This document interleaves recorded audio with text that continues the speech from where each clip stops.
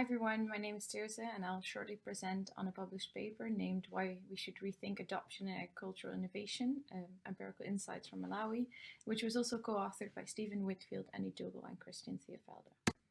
My work took place around the International Maize and Wheat Improvement Center trials in Malawi, which promote and demonstrate conservation agriculture. This provided a case study representative of a common approach to agriculture innovation and scaling.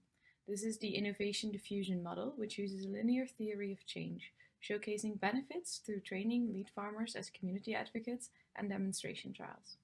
In this approach, the success of an agriculture innovation and the scaling is measured in adoption rates.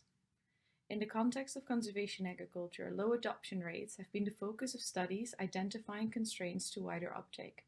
While the adoption framework is popular for measuring agriculture innovation, objective adoption measurements remain problematic and do not recognize the contextual and dynamic decision-making process.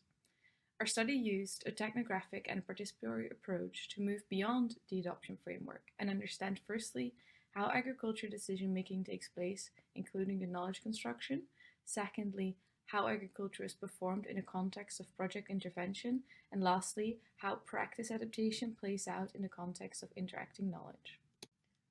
The paper presents the case studies of 7 individuals to reflect on 4 lenses, which showcase the challenges of adoption framework as success measurement.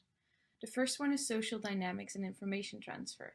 Here we looked at the social acceptance and the role of cultural values in this process of adoption.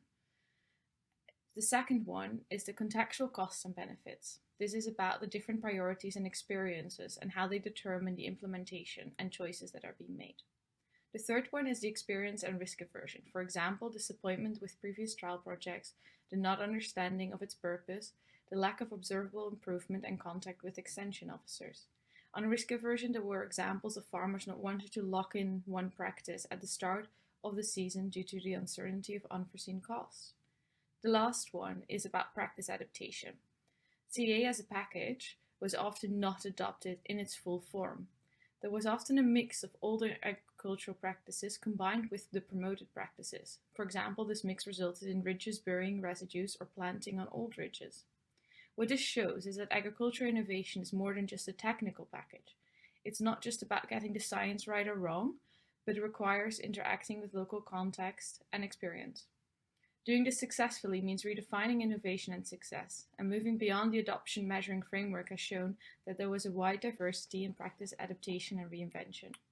Instead of focusing on perfecting promoted technologies, we also need to pay attention to the end goal of supporting farmers in building climate-resilient agriculture systems and livelihoods, and focus on the process and quality of innovation is crucial for this. Thank you.